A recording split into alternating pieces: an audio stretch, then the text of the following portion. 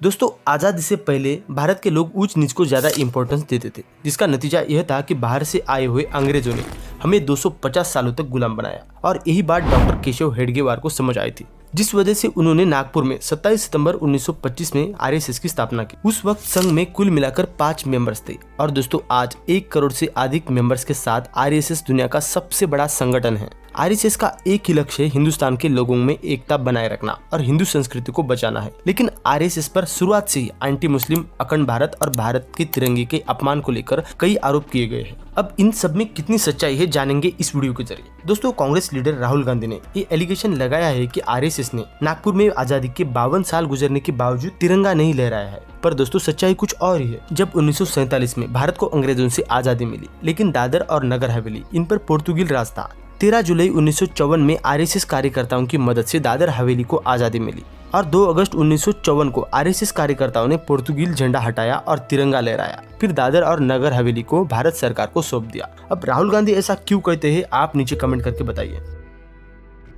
राहुल गांधी की तरह ही इनके पूर्वज पंडित नेहरू जी को भी आरएसएस से काफी चिढ़ थी। लेकिन 1962 के इंडो चाइना वॉर के दौरान आरएसएस द्वारा भारत के लोग और भारत के सैनिकों की मदद करते देख नेहरू जी भी काफी प्रभावित हुए थे और उन्होंने 1963 के रिपब्लिक डे की परेड में संघ के स्वयंसेवकों को पार्टिसिपेट किया था।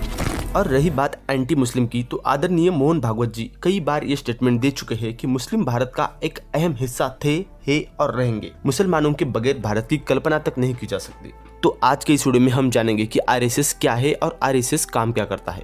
दोस्तों, आरएसएस 35 से ज्यादा अलग अलग ऑर्गेनाइजेशन से जुड़ा हुआ है, जिसमें भारत की ruling party Bharatiya Janata party के साथ साथ भारतीय किसान संघ, भारतीय मजदूर संघ, राष्ट्र सेविका संघ जैसे ऑर्गेनाइजेशन भी शामिल है। इंडिया के प्राइम मिनिस्टर नरेंद्र मोदी, राजनाथ सिंह और road and transport minister Nitin Gadkari आज सत्ता में है और देश के डेवलपमेंट में अपना कंट्रीब्यूशन दे रहे हैं। लेकिन अपने शुरुआती समय से ही ये आरएसएस का हिस्सा रहे, जिस वजह से कुछ लोगों को लगता है कि क्या सच में आरएसएस देश को चला रहा है। आरएसएस की एक खुद की आइडियोलॉजी है। संघ के प्रमुख को सर संघ चालक कहते हैं। फिलहाल इस संघ के सर संघ चालक मोहन भागवत जी है और अब तक के इतिहास में कुल 6 सर संघ चालक बन चुके हैं। आप जब भी संघ के मेंबर्स को देखते हैं, उनका यूनिफॉर्म होता है व्हाइट शर्ट और खाकी पैंट, इसी के साथ ब्राउन कलर का बेल्ट और ब्लैक शूज होता है। अब हम ये जानेंगे कि आरएसएस आखिर काम कैसे करता है। दोस्तों, आरएसएस का मुख्य काम है आपदा में फंसे लोगों की मदद करना, देश की सेवा करना और भारत के लोगों में यूनिटी बनाए रखना।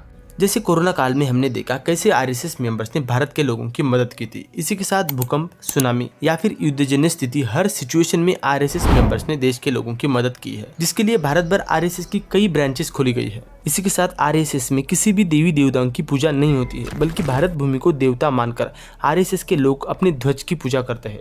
और आरएसएस में महिलाएं मेंबर्स नहीं बन सकती, जिसके लिए आरएसएस ने एक अलग से ऑर्गेनाइजेशन बनाया हुआ है, जिसका नाम है राष्ट्र सेविका समिति, जिसमें महिलाओं को फिजिकली और मेंटली फिट रखने के लिए योगा और सांस्कृतिक ज्ञान दिया जाता है।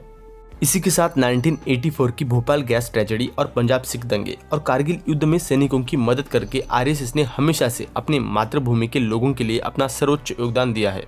अयोध्या राम मंदिर विवाद से भी आरएसएस का गहरा रिश्ता रहा है। जब 1992 में बाबरी मस्जिद के ढांचे को गिराया गया था, तब आरएसएस पर यह आरोप था कि उसके यूनियन के मेंबर्स ने ही बाबरी मस्जिद के ढांचे को गिराया है और उस वक्त आरएसएस को बैन भी कर दिया गया था। पर जांच के दौरान आरएसएस यूनियन के किसी भी मेंबर का इस मामले से जुड़े होने का कोई भी सबूत नहीं मिला था, जिस वजह से फिर से इसका बैन हटा दिया गया। शायद इन सब से आज हर उम्र के लोग और खासकर देश के युवा बड़े पैमाने पर आरएसएस संगठन से जुड़ रहे हैं। अब आपके आरएसएस के बारे में क्या विचार है, हमें नीचे कमेंट करके बताइए।